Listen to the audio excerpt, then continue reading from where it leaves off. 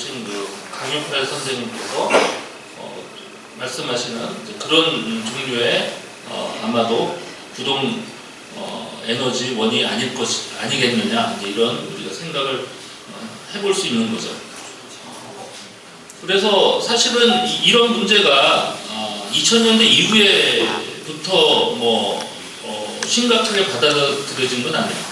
그 이전에도 물론 이제 그 레이더를 비롯한 센서들에 대해서 신뢰도가 좀 낮긴 했지만, 그래도 그걸 실제로 목격하거나 또는 레이더로 잡아서 분석해본 사람들이 그런 문제 의식은 갖고 있었고요. 그래서 그것에 대한 에너지원에 대한 연구를 많이 했죠. 그래서 이미 그런 문제는 1947년경부터 그때부터 이제 UFO가 본격적으로 나타났는데, 그래서 그때 그 공군 내부 당시에는 이제 미 육군 항공대였어요. 공군이 1948년부터 미국에서 창설이 되는데, 그 육군 항공대에서 내부 기술 보고서에 의하면은 이 정도의 그 기동력을 낼 수 있는 그 에너지원은 당시 미국에 알려져 있는 에너지 중에 원자력 에너지가 유일하다. 그런데 그 당시는 원자력 그 에너지 쓸 수 있는 데가 미국밖에 없었잖아요. 소련이라든지 뭐 다른 나라들은 그 이후에 그 개발을 했던 거고, 그렇죠. 그래서 그 시점에 그 레포트를 쓴 사람이 고민이 그거였어요. 일단 근데 그 레포트를 쓴 사람은 어떤 사람이었냐면은 2차 세계대전 말에 그 나치 독일하고 이제 끝까지 엄청나게 이제 싸웠고, 그 미국이 핵폭탄을 개발하기 직전까지는 사실 세계에서 가장 군사력이 셌던 나라가 나치 독일이죠. 그래서 그 나치 독일이 개발하던 그런 그 비밀 자료들, 그거를 다 회수해서 갖고 왔던, 그거를 총지휘했던 사람이에요. 물론 이제 일부가 또 소련으로 넘어갔지만, 그런 이제 말하자면 당시에 미국에서 알고 있는 가장 첨단 기술에 대해서 전문가 위치에 있던 사람이고, 근데 그 사람이 생각해 보니까 당시 그 UFO의 성능은 원자력 에너지를 사용해야 도달이 될까 말까. 그러니까 그 이외에 다른 걸로는 전혀 설명이 안 될 정도로 엄청난 기동력을 갖고 있었다는 거죠.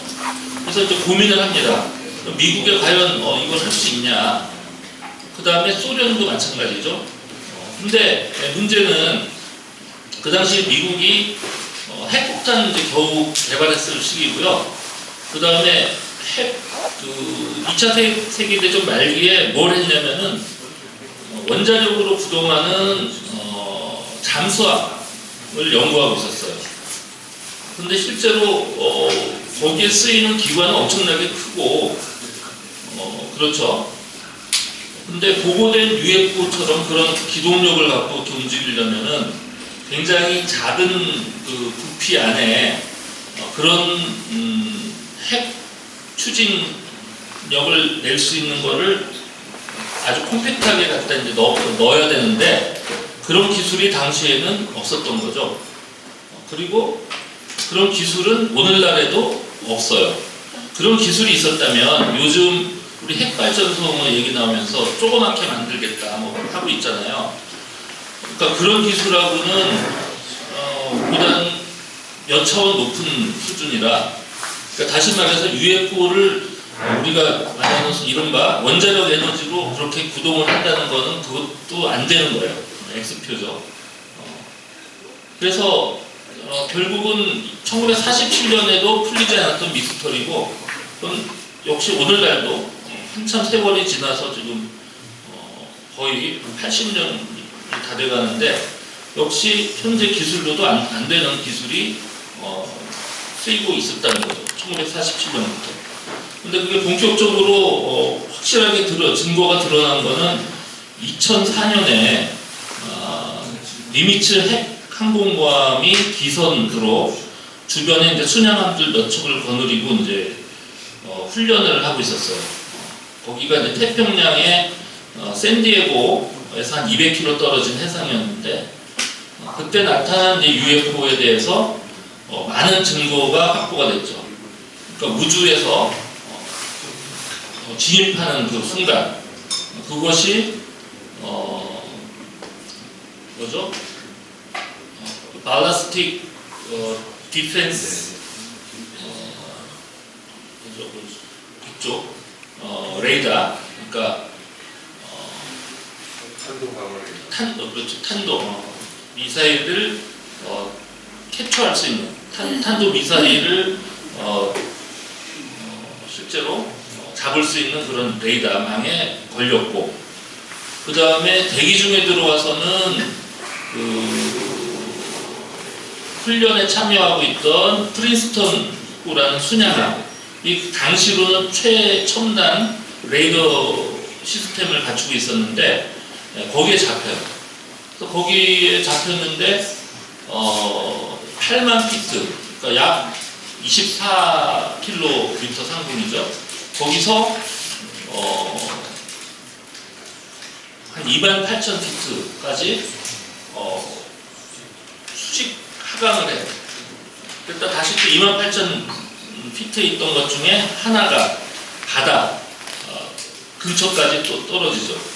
그거를 거기서 레이더로 재보니까 속도가 너무 빠른 거예요. 그래서 오늘날 알려져 있는 이제 가장 빠른 극초 음속 기종이 러시아의 방가드라는 그런 종류인데 그것이 이론상 최고 속력이 음속의 27배쯤 되거든요. 근데 그 당시에 측정한 속도를 보니까 이게 30배가 넘어요. 근데 그 상태에서 가속됐다가 다시 정지를 하는 거니까 그 일정한 가속도를 냈다고 가정을 하고 이제 가장 빠른 속도를 재보니까 음속의 한 160배 가까이 되는 그런 속도가 계산이 되더라. 그래서 이거는 현재 지구상 기술로는 도저히 불가능하다. 이런 잠정적인 결론을 냈어요. 자, 그런데 지금 이제 문제가 뭐냐? 사실 이 문제가 미 국방부의 UFO 문제가 불거진 거는 2017년에 뉴욕타임스에서 2008년부터 2010년 사이에 미 국방부 내에서 비밀 프로젝트 있었다, UFO에 관한 뭐 이런 게 이제 특종이 나가면서 문제가 불거졌는데, 그러면서 그때 중요한 증거로 나온 것이 이제 여러분도 아마 보신 분들이 여기 꽤 있을 텐데요. 적외선 카메라에 잡힌 UFO들이에요. 근데 그 풍도가 되면서 그 UFO들에 관해서는 이제 일반적으로 이제 알려졌고, 그 UFO를 찍은 조종사들, 그 편대장에 대한 그 이름까지 다 실명으로 밝히죠. 미 해군에서 워낙 그때 이제 난리가 나니까 그게 실명까지 밝혀진 게 2020년인데, 그리고 나서 그 관련됐던 파일럿들이 미국 CBS 방송에 나와갖고 이제 다 인터뷰를 합니다. 굉장히 자세하게. 근데 미국의 하원에서 지금까지 이제 2차례에 걸쳐서 청문회를 가졌는데, 첫 번째 청문회는 사실상 별로 건질 게 없는, 이미 상당 부분이 다 공개된 건데 그 수준도 못 되는 내용들이 주로 거론이 돼요. 그러니까 다시 말하면 미 하원 의원들이 별로 준비가 안 된 상태에서 나와서 대부분 중요한 포인트들을 못 잡았는데, 근데 그 중에 한 사람이 그 아까 말한 물속에서 움직이는 UFO와 관련된 얘기를 꺼냅니다. 그러니까 청문회장에서 답을 하고 있던 미 국방부 차관이 굉장히 허겁지겁 그 내용 공개로 진행되는 청문회장에서 그 부분만큼은 비공개로 해야 된다. 그래서 더 이상 얘기를 못하게 끊죠. 그래서 그 부분이 아까 얘기했던 우주와 대기와 물속에서 자유롭게 움직이는 비행체에 관한 증거를 미 국방부가 갖고 있다는 이제 그런 얘기고요. 그 다음에 두 번째 청문회에서 사실은 이 레이더에 잡힌 그게 중요한 물질적인 증거인데 두 번째 청문회에서 그 내용이 전혀 언급이 안 돼요.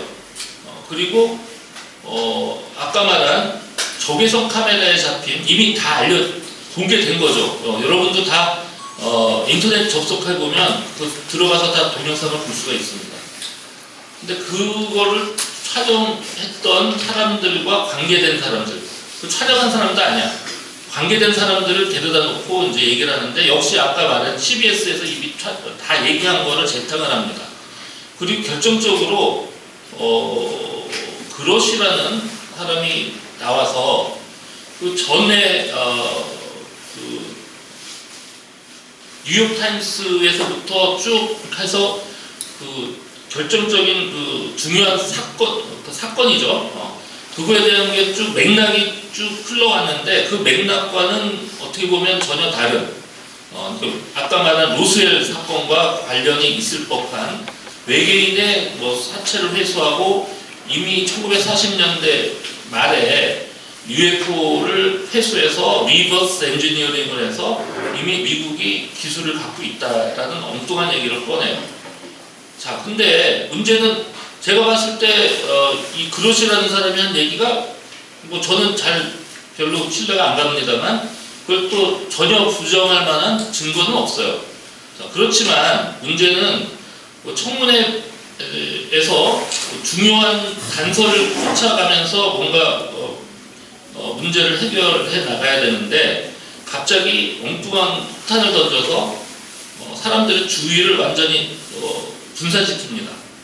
지금 그 상황이 딱 전개됐고 그래서 제 책에서는 이제 그런 부분을 지적을 하고 있어요. 그래서 굉장히 결정적인 UFO에 관한 증거들이 미 국방부에 확보가 됐는데 그거를 이미 그거는 매스컴에서 대강 다 흘러나와 있고 그 다음에 실제로 2008년에서 10년 동안 미 국방부 내에서 조사를 했던 사람이 중심이 돼서 책이 나온 게 있어요. 스킨워커스, 펜타곤의 스킨워커스라는 그런 책이 나왔어요.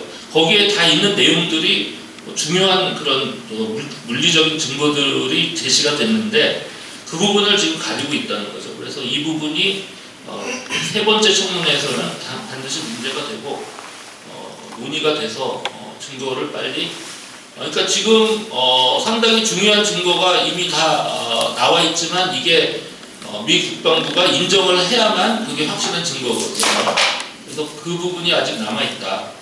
그래서 다시 말하면 지금 UFO가 지구상의 기술이 아니라는 결정적인 증거가 이미 미 국방부에 있다는 거기까지는 저는 확실하다고 생각을 합니다. 그 증거를 공개해서 민간 전문가들이 그 부분을 검토를 하고 그래서 공식적으로 우리 문명권과 다른 그런 문명이 우리 지구에 와 있다는 사실이 확인이 되는 그 절차가 이제 남아 있다고 봅니다. 근데 그거는 이제 그 부분이 이제 사실은 되게 중요한 거죠. 굉장히 충격이 되겠죠. 우리 문명이 지금까지 겪어보지 못한 초유의 이제 사태를 맞이하는 거니까. 그래서 아마도 미 국방부가 그 부분을 아마 건드리지 않을 거로 지금 봅니다. 그래서 아마 민간 차원에서 그 부분을 좀 계속 얘기를 해야 될 것 같고, 그러니까 1차 청문회에서 그 물속으로 다니는 UFO 얘기가 나왔는데, 그거를 요즘 유행어로 이틀막이죠. 해버렸으니까 미 국방부에서 그거에 대한 자료를 공개할 의향이 전혀 없는 거죠. 그래서 어쨌든 저는 사실 유학 갔다 와서 물론 이제 제가 정부 출연 연구기관에 있는 바람에 UFO를 갖고 떠들고 다닐 수가 없었어요. 괜히 나서서 막 하다가 이제 그 연구원이 연구는 안 하고 이상한 짓 하고 다닌다고. 제가 옛날 직장에서도 한번 그런 게 있었기 때문에 좀 조심했지만 다른 한편으로 그 제가 2000년대 초반에 유학 갔다 와서 조용히 있었던 이유는 UFO에 관심을 거의 잃었기 때문이에요. 근데 내가 할 만한 거는 다 했다. 더 이상 내가 할 수 있는 게 없다. 판단이었는데 그 즈음에 이미 미국에서는 사건이 벌어지고 있었고 그게 2017년 이후부터 최근까지 점점 밝혀지고 있는 상황이죠. 그래서 제가 2020년에 UFO 관련해서 방송 출연을 거의 재개를 했고요. 그래서 YTN이라든지 아까 그 유퀴즈도 사실 UFO 때문에 UFO가 미국에서 이렇게 사건이 터지고 하니까 제가 나갔던 것 같아요. 그래서 다시 UFO에 관심을 갖고 지금 열심히 하고 있고요. 그래서 조직도 전에 좀 오래된 조직. 그래서 90년대에 같이 했던 분들이 이제 다들 연로하셔서 같이 하기 힘든 상황인데 그래서 이제 좀 젊은 분들을 다시 또 모으고 또 뜻이 같은 분들도 같이 합쳐서 여기까지 와 있습니다. 그리고 앞으로 이제 더욱 더 정진해서 나갈 것이고 제 바람은 앞으로 늦어도 한 5년 안에 제가 좀 전에 말했던 그런 내용들을 미국에서 공식적으로 인정을 하고 이제 어떻게 앞으로 할 것인지 새로운 패러다임으로 접어들어야 되지 않겠느냐 이런 생각을 해봅니다. 여기까지 제 말씀을 마치겠습니다.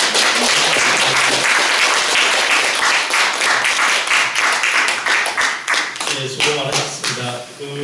원래 계획대로 4시 정도에 지금 거의 마치셨는데 일단 저희 여기 패널 토의 하기 전에 장례 정리를 잠깐 해야 돼서 한 5분 10분만 잠깐 쉬시다가 바로 시작하도록 하겠습니다.